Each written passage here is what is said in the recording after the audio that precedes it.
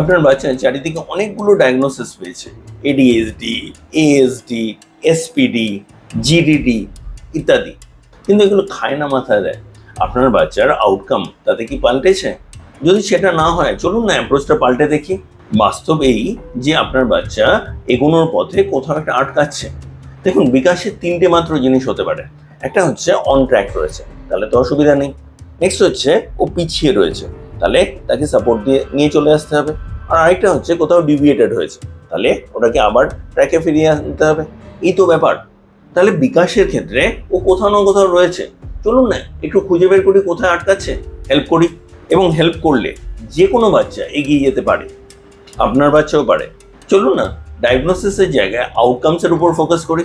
এই ডায়াগনোসিসগুলোতেও আউটকাম সম্ভব, এবং তা সম্ভব করতে পারেন আপনি। কিভাবে? চলুন না আপনাকে সেটাই বলতে চাইছি। যোগাযোগ করুন, অবশ্যই সেটা সম্ভব।